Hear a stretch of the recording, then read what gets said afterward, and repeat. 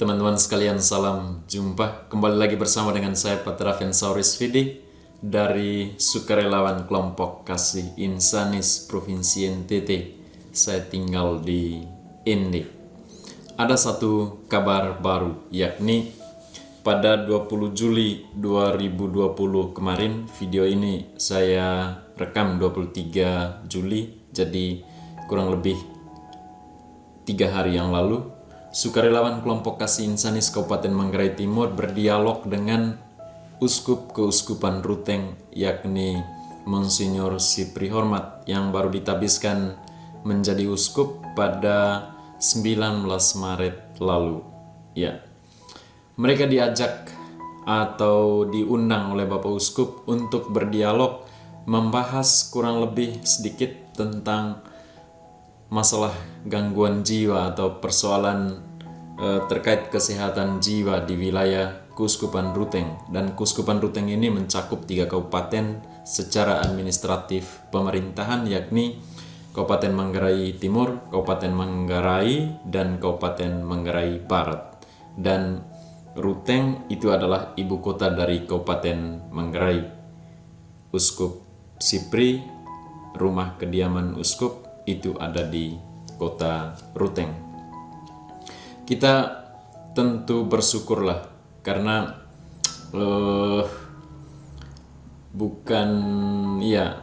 saya kira satu hal penting bahwa bukan kita yang pergi mengadvokasi terkait kepentingan atau masalah di tengah masyarakat atau di tengah umat, tetapi uskup berinisiatif untuk mengundang para sukarelawan. Dan saya melihat ini satu inisiatif yang bagus. Ada sebuah dorongan moral dari Bapak Uskup untuk mau melakukan kepedulian nyata terhadap umat yang menderita gangguan jiwa. Kalau kita yang inisiatif kan, atau kita mengadvokasi itu kan kadang ya setelah kita berdialog kita pulang ya apakah ini dilaksanakan atau diingat benar atau tidak, itu juga kan kita pikir-pikir juga. Kurang lebih seperti advokasi kepada lembaga gereja, kurang lebih ya dalam pengalaman saya itu seperti juga advokasi kepada lembaga negara atau lembaga pemerintahan. Ya, tapi kali ini lain. Ya, Bapak Uskup mengundang teman-teman sukarelawan untuk membahas kurang lebih sedikit. Dan sebenarnya juga ini adalah ajakan balik ya, karena pada 5 Juni lalu Bapak Uskup Sipri pergi mengunjungi satu pasien terpasung. Kita bisa lihat gambarnya di sini, dan pengakuannya saat dialog kemarin itu dengan para sukarelawan bahwa dia sungguh tergugah melihat umatnya seperti itu. Dan terus terang saja para sukarelawan katakan bahwa ya, yang terpasung itu persis ya seperti Tuhan yang tersalib, Tuhan yang terpasung. Omongan itu memang cukup mendalam menurut saya, dan demikian juga menurut para sukarelawan. Respons uskup itu memang cukup mendalam ya. Sangat besar harapan kita bahwa ini adalah awal dari gereja secara lembaga untuk membuat setidaknya kebijakan pastoral yang sistematis, yang rapi terkait pelayanan pastoral terhadap penderita gangguan jiwa.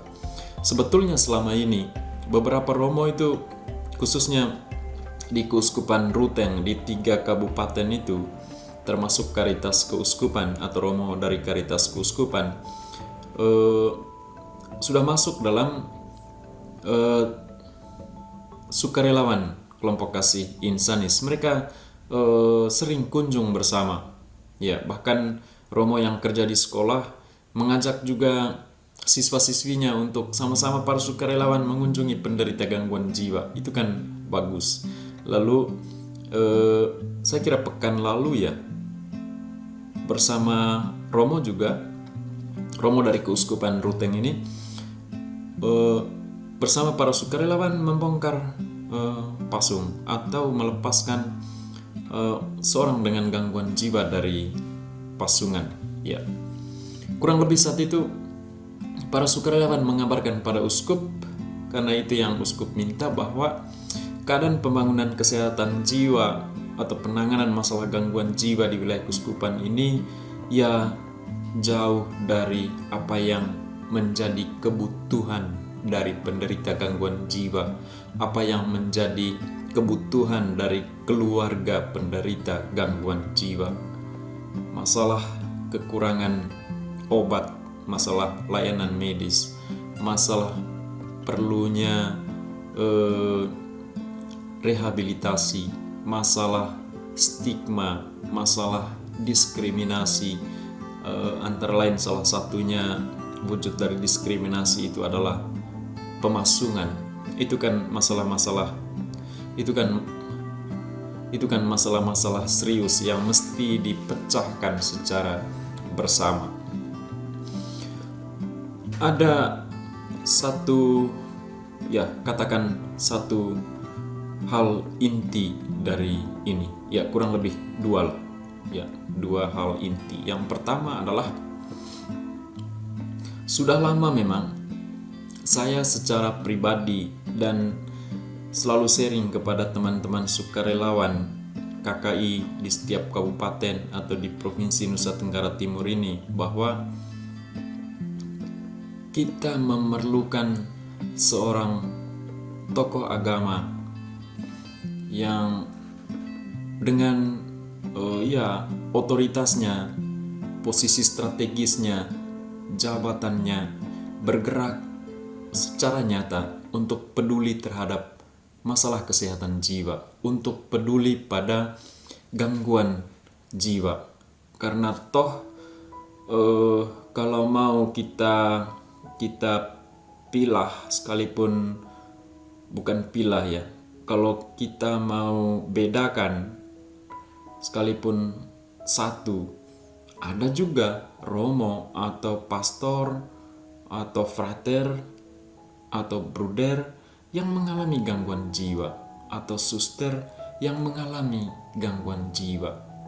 Dan yang gangguan jiwa bukan hanya masyarakat kecil, tetapi juga ada juga yang berada, ada juga pegawai, kan ada dokter juga, ada perawat juga, ada bidan, mantri juga yang mengalami gangguan jiwa.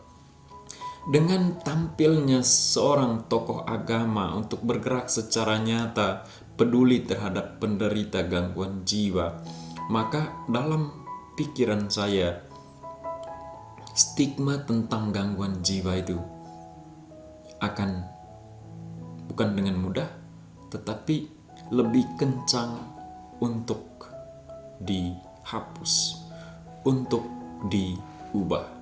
Pandangan keliru tentang gangguan jiwa, juga tentang orang dengan gangguan jiwa, tentang keluarga penderita gangguan jiwa, itu akan perlahan-lahan berubah atau diubah.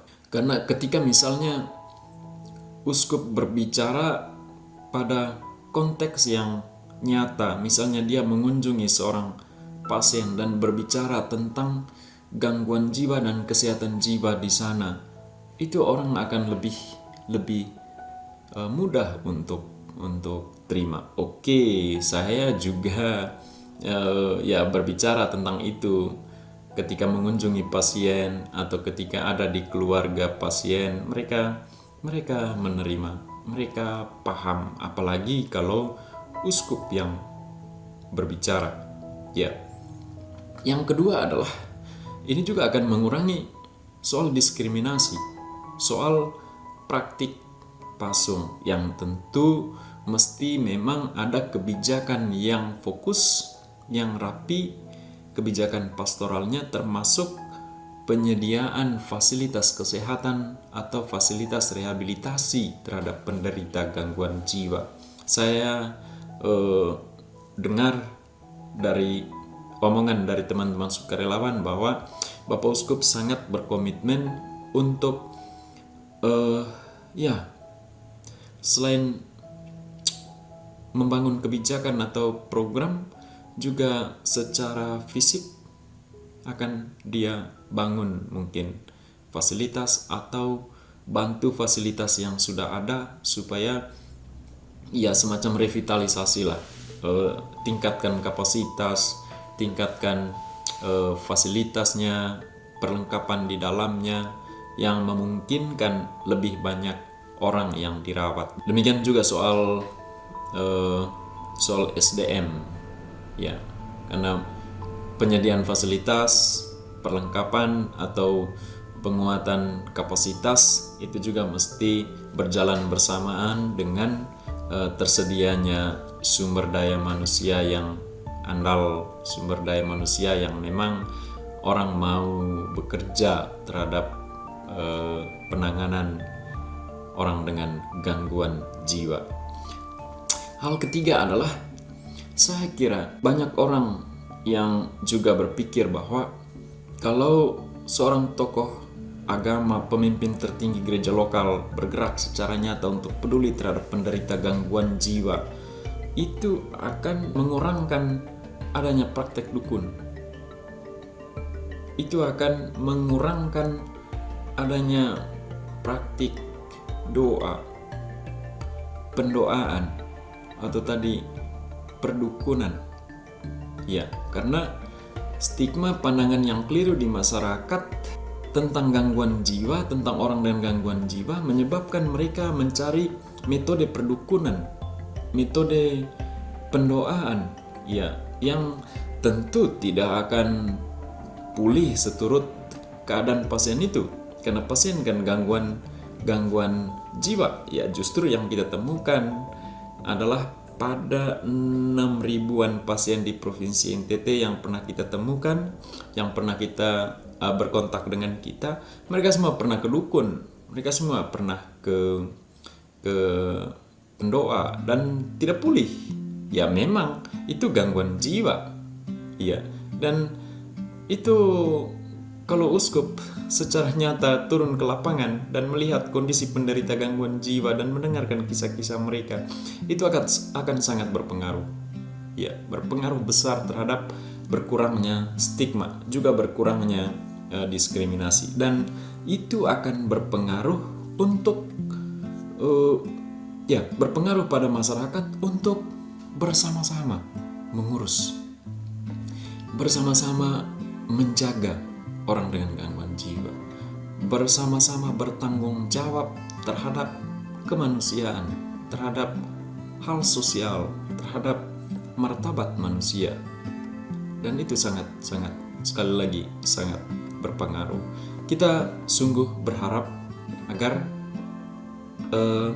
Bapak Uskup Ruteng akan sungguh-sungguh sesuai dengan moto tabisannya, lakukan semua dalam kasih, akan sungguh-sungguh secara nyata menaruh kepedulian terhadap umat atau orang dengan gangguan jiwa di wilayah keuskupan itu. Harap ya secepatnya semakin baik kan, dan uskup juga minta agar saya juga ketemu dia untuk bicarakan mungkin ada tambahan dan lebih mendalam, tapi saya upayakan untuk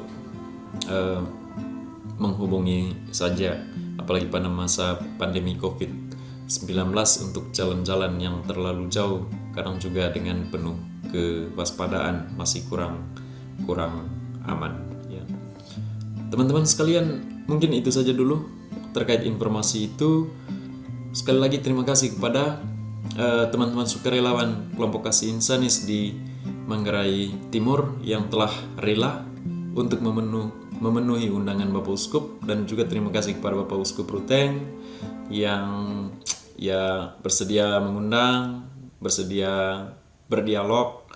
Kita sama-sama lah ya dari kelompok akar rumput yang adalah karakter dari kelompok kasih insanis peduli orang dengan gangguan jiwa. Ya kami sungguh dihargai, dan aspirasi kami terkait layanan terhadap orang dengan gangguan jiwa sungguh didengar, dan kiranya menjadi komitmen bersama untuk kita jalani secara bersama. Terima kasih teman-teman, salam sehat jiwa, salam belum kalah.